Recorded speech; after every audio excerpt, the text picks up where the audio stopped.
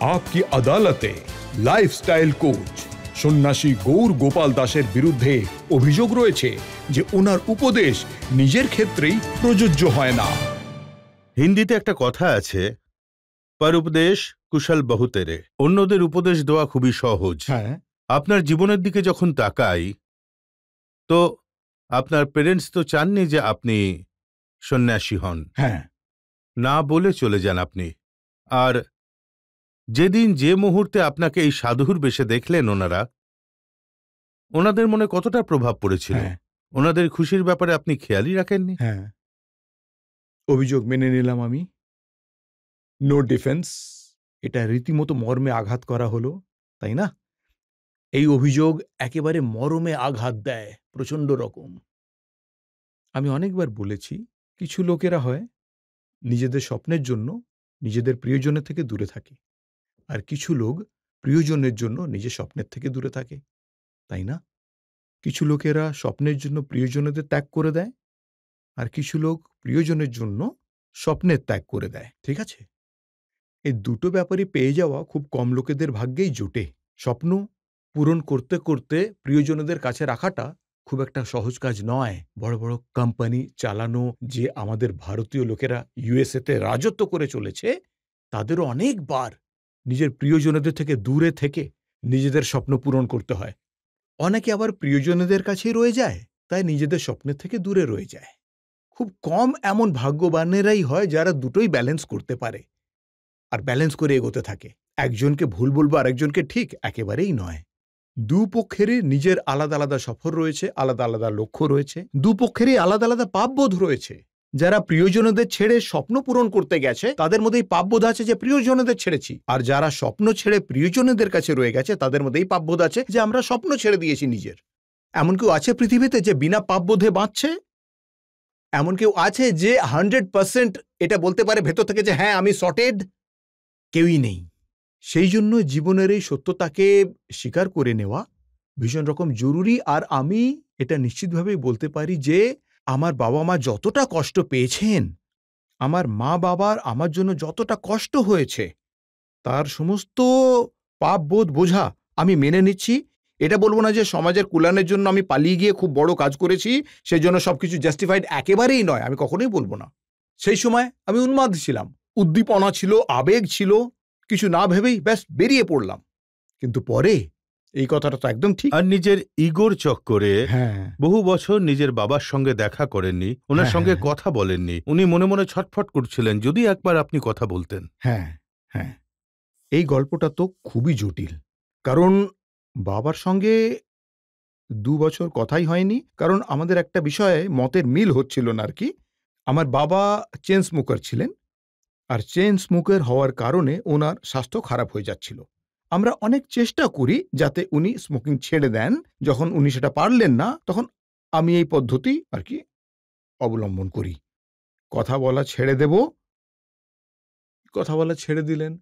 একই ঘরে থাকতাম, বাবা এসে এসে বলতেন যে, "বাবু কথা বলো, বাবু কথা বলো।" কিন্তু আমি মুখ ঘুরিয়ে নিতাম। যৌবনের তেজ ছিল আরকি। আমি ঠিক এমন একটা ভাব ছিল, যা করছি ঠিক করছি। আহ ২ বছর পর আমার বাবা আমার পায়ে পড়েন। আর আমার পায়ে পড়ে তিনি বলেন যে, "বাবু, আমার সঙ্গে কথা বলো।" তখন মা বলেন, "বাবু বাবার সঙ্গে এমনটা করে না। উনি বাবা, ভুলও যদি করেন মানিয়ে নিতে হয়। বাবা-মা তো সবারই ভুল হয়। সবাই তো মানুষ, বাবু কথা বলো। বাবা-মা হলেও ওনাদের ভুল হয়ে থাকতে পারে। সবারই মধ্যে খামতি থাকতে পারে। বাবু কথা বলো।" তো আমি সেদিন কথা বলা শুরু করি, মা বলেছিল বলে। আর ১ সপ্তাহের মধ্যেই ঘর ছেড়ে আমি চলে যাই আশ্রমে। প্রতি বছর দেখা করতে আসতাম। আর প্রতি বছর ভাবতাম যে এবার বাবাকে সরি বলব। কিন্তু যেমনটা উনি বললেন না যে মানুষের ইগো মানুষকে বলে যে সে মানুষই ঠিক। প্রতি বছরই গেছিলাম, কিন্তু সরি বলিনি। ২০০৯ এ আমি আমার লন্ডন ট্যুর থেকে লেকচার দিয়ে ফিরে আসি। আর সন্ধ্যায় মা ১:৩০ টার সময় ফোন করেন, মোটামুটি ১:৩০ হচ্ছিল। আর মা খুব কাঁদছিলেন। আর এটা বলার তো আর কোনো দরকার নেই যে বাবা মারা গেছিলেন আমার। তার আগের বার যখন বাবার সঙ্গে দেখা করতে গেছিলাম, তখন বাবা একটা অনুনয় করেছিলেন যে, "বাবু, লন্ডন থেকে তোমার লেকচারের কিছু অংশ এনে দেবে?" তা সেটা ওনাকে দেওয়ার কোনো সুযোগই আমি মানে সরি বলার তো কোনো প্রশ্নই ওঠে না। আমি তো সময় পেলাম পেন ড্রাইভ নিয়ে যখন পৌঁছলাম, তো আমার বাবার মরদেহ এভাবে সামনে রাখা ছিল। আমি ওনার হাতে ওই পেন ড্রাইভটা রাখলাম। কেউ দেখতে পায়নি। আমার ওই লেকচারের পেন ড্রাইভ। এই ভাবনাটা আমার ছিল এই পেন ড্রাইভ আর আমি কাকে দেবো? উনি চেয়েছিলেন তাই আমি দিয়ে দিলাম। তারপরে উনার পায়ে মাথা রেখে কিছুটা চোখে জল ফেললাম, যা অন্য কেউ আর দেখতে পায়নি।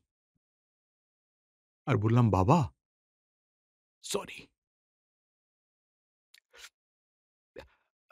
১ সেকেন্ড। আমি বললাম, "বাবা, sorry. I should have never done this to you. আপনার সাথে এরকম ব্যবহার, এরকম কুব্যবহার কখনো করা উচিত হয়নি।" কিন্তু এখন তো সরি উনি যেখানে আছেন সেখান থেকে হয়তো শুনেছেন। কারণ এটা একদম ভেতর থেকে বলেছিলাম। একেবারে হৃদয় থেকে। আর যতদূর ইগোর কথা, অন্যদের দ্বিচারিতা নিয়ে প্রশ্ন তোলা, অন্যদের কিছু বলা, আর নিজে কিছু অন্য কিছু করা। আমি না নিজেকে কখনোই সন্ন্যাসী মনে করি না। আমি নিজেকে কখনোই মহাত্ম বা অন্য লোকেদের থেকে বেশি মনে করি না। আমি নিজেকে বড়জোর একজন সাধক মনে করি। আর একজন সাধক প্রতিদিন উন্নতি করে চলে। প্রতিদিন সে এগিয়ে যায়। প্রতিদিন আরো উন্নতি করে সে। সে নিজের ইগোকে পুরোটাই কেটে ফেলার চেষ্টা করে, নিজের উপর কাজ করে। আমি আপনাদের সবাইকে একটা কথা বলতে চাই আজ। মানুষের সম্পর্ক, সম্বন্ধগুলো খুবই অমূল্য হয়। बातें कभी ना तू भूलना, कोई तेरे खातिर है जी रहा, तू जहाँ जाए महफूज हो, दिल मेरा मांगे बस ये दुआ। আপনার বাবা মায়ের দোয়া কি হবে? এই গান কোনো অন্য কনটেক্সটে হয়তো হবে। কিন্তু সবসময় এই দোয়া প্রার্থনা যে আপনি সুরক্ষিত থাকুন। কখনো কথা কাটাকাটি হয়, ঝগড়া হয়, তর্কাতর্কি হয়, মনোমালিন্য ঘটে, চলতেই থাকে, এসব তো তাহলে হবেই। এর তো আরো একটা মানে হলো যে কারোর কাছে যদি আপনার ক্ষমা চাওয়ার থাকে, হ্যাঁ, তাহলে এখনই চেয়ে নিন, আজ। অপেক্ষা করবেন না। আজকেই, আজ এই মুহূর্তে আমি আপনাদের সবাইকে পায়ে পড়ে অনুরোধ করছি। যেহেতু এই গেরুয়া কাপড় পরে রয়েছি বলে আপনাদের সবার চেয়ে ঊর্ধ্বে এটা আমি কখনোই বলছি না, কিন্তু আপনাদের দোহাই আমি আপনাদের সবার পায়ে পড়ে আমি এই একটুকু অনুরোধ করছি, এইটুকু, যে কোনো অভিযোগ অনুযোগ যদি থেকে থাকে যে কারোর প্রতি হোক, সেটি কাটিয়ে নিন। কালকে আর সময় পাবেন না। কাল হয়তো মনের কথা বলার আর সুযোগ পাবেন না। আর গোটা জীবন আমার মতোই এখানে ব্যথা পেতে থাকবেন যে I should have done it, তাই না? Thank you.